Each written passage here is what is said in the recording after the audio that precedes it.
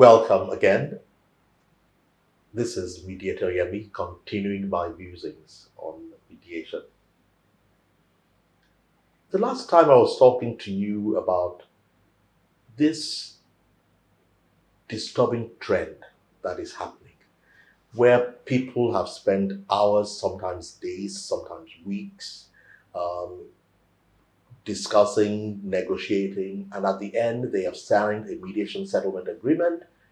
And it seemed for a brief moment that everything was going on well until someone receives court papers and he finds that that mediation settlement has been challenged. And on what grounds? It's not my agreement. Non est facto. I was forced. I was manipulated. The mediator put too much pressure on me. It was not neutral. It was unfair to me. There was a lot of bias against me. There's a danger to us in looking at this from the point of view of, oh, was there manipulation or did the mediator do this? That is one way of looking at it. I submit an alternative way of looking at it. That authentic mediation was not practiced. Remember, I have continued to emphasize that there are elements that must be present for mediation to be authentic. One of those very fundamental elements is that the power to settle, the power to bring up the solution, the power to develop and to come to conclusion must remain firmly and squarely, unequivocally in the parties, not with the mediator. Not even in the case of parties who have counsel, that is legal counsel or other form of representation in the process, it must not reside with such counsel or with such representatives. In fact, it is the duty of such representatives of counsel to ensure that the power does not come to them. I have said most times that I don't even believe that it is only the mediator that should be neutral. People have said, well, if I'm a mediation advocate, I should have the right to represent my party's interest. Yes, you can represent your party's interest, but you cannot have the power of solution. So what you must continue to do is to work together with the mediator to ensure that that power never slips back wholly or partially to the mediator.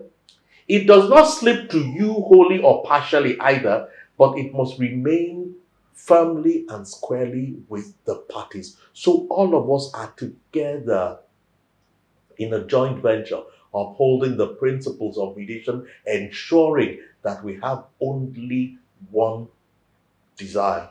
Not to see what I want done, not to see what they want done, but to ensure that all of us together come to agreement, and the power for that agreement must lie with the parties. Now, when this is clearly so, now there is nothing impossible under the sun.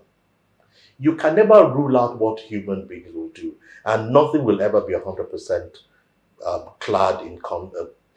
cast in concrete. But one thing is clear: you have a better chance that the mediation settlement agreement would not be challenged if parties have owned it. Now, one thing that is important here is, what are the kind of agreements that we even sign when we come into the agreement? This has made me think that there are elements that will be present in an agreement to mediate. There must be a clear warranty, a clear representation that parties acknowledge that the parties will be responsible for their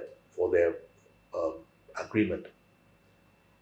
Number two, there must be clear warranty and representation that the counsel or the representatives have not been responsible for the agreement. There must also be a clear understanding that the mediator does not have the duty, does not have the right to make a decision for them. I believe this must be in the agreement to mediate, apart from issues of confidentiality, which I'll come to next time, because there are elements of that confidentiality which we need to be careful about when we draft our agreements.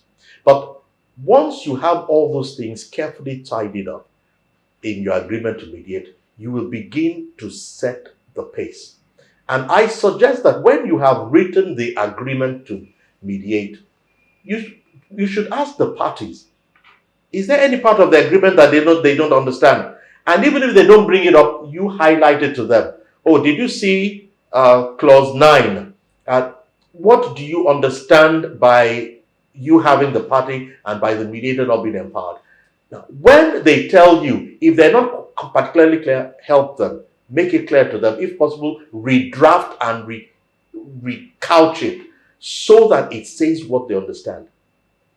And parties right from the onset are placed on the right path toward a binding settlement agreement.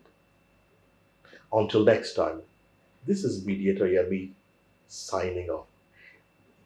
I will admit that some of the things I've been saying in the last two episodes, in this and the last two episodes, I've been controversial.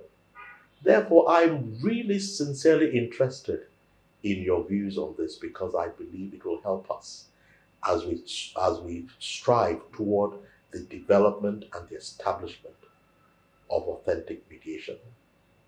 See you next time.